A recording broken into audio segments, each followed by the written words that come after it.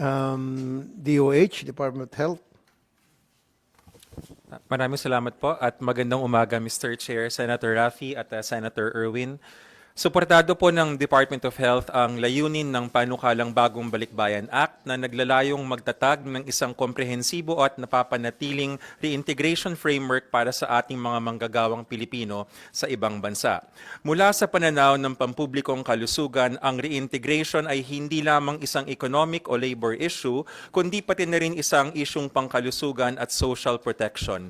Maraming mga bumabalik na OFW ang nahaharap sa mga hindi nagagamot na kondisyong medikal, mga panganib sa kalusugan ng trabaho na nakuha sa ibang bansa at psychosocial stress na nauugnay sa migration at pagkahiwalay sa pamilya.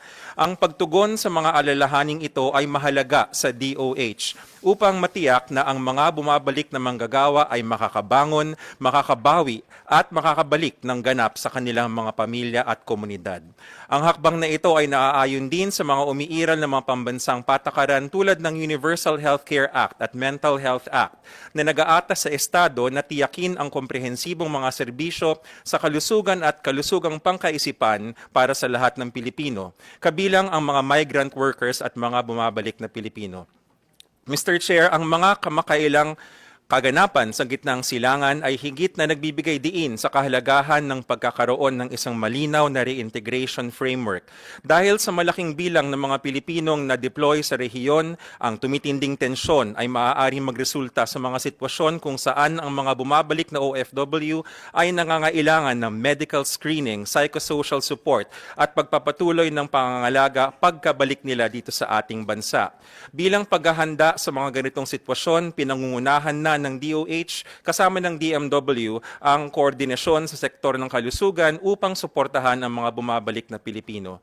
Kasabay nito, kinikilala rin po ng DOH na ang reintegration ay dapat ding magsama ng mga daan pabalik sa produktibong trabaho. Sa pakikipagtulungan sa iba pang mga ahensya ng gobyerno tulad ng DOLE at ng TESDA, sinusuportahan ng DOH ang mga inisyatibo tulad ng mga job fair at mga aktibidad sa recruitment na nag-uugnay sa mga bumabalik na OFW sa mga oportunidad sa trabaho sa sektor ng kalusugan. Marami ho tayo, Mr. Chair, mga healthcare workers na nakadeploy doon. Kabilang ang mga posisyon sa mga ospital ng DOH, mga treatment and rehabilitation centers, at iba pang mga health facilities at opisina sa buong bansa.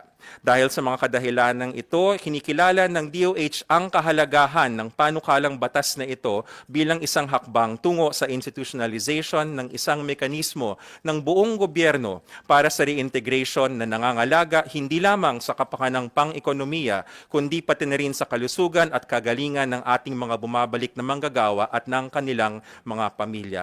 Isusumiti po namin ang pirmado at detalyadong position paper ng DOH sa lalong madaling panahon. Maraming salamat po, Mr. Chair, Honorable Senators. Okay, before we go to a 1-minute suspension,